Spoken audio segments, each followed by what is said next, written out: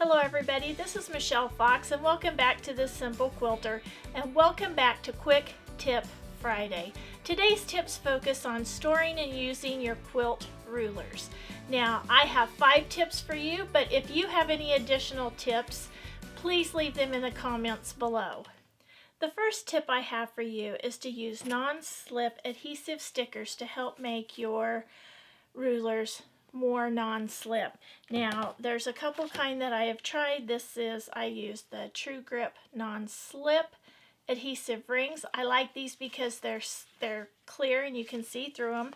And my old go-to, which is the little sandpaper grips that yes, you can still get on the back, and I use these on the back of my rulers, and it really just helps things to not move around quite so much.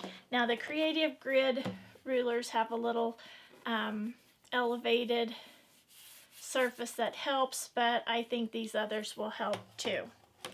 Okay, the second tip I have for you is to label your rulers. Now I've labeled mine 2 ways. Number 1, I just use a Sharpie marker and I've written Fox on there, but when I go to quilt retreats, I take a piece of painter's tape and on there I write my name and phone number, just in case I forget it or it gets mixed up and somebody else accidentally packs it away with their stuff. It just helps people know who it belongs to if it does get misplaced. Now tip number 3 is to store your quilt rulers close to your cutting station. And as I told you last week, my cutting station is right in front of these cabinets, so this is a great place to store my rulers.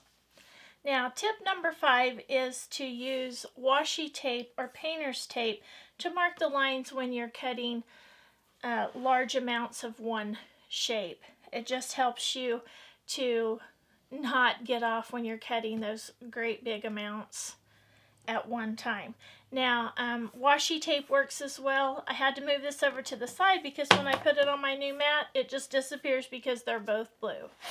But again, tip number 5 is to use painter's tape or washi tape to mark your lines when you're cutting large amounts of the same shape.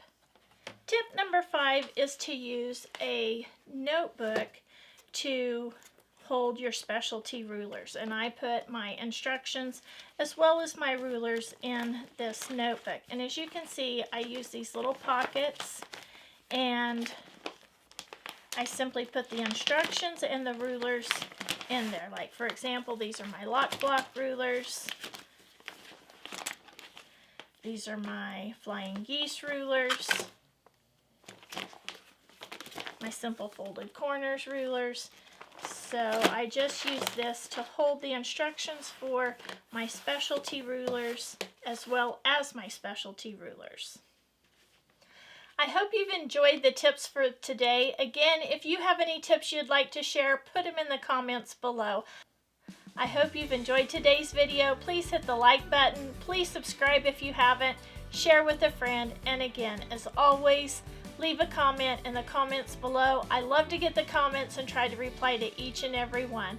So until next time, have fun quilting.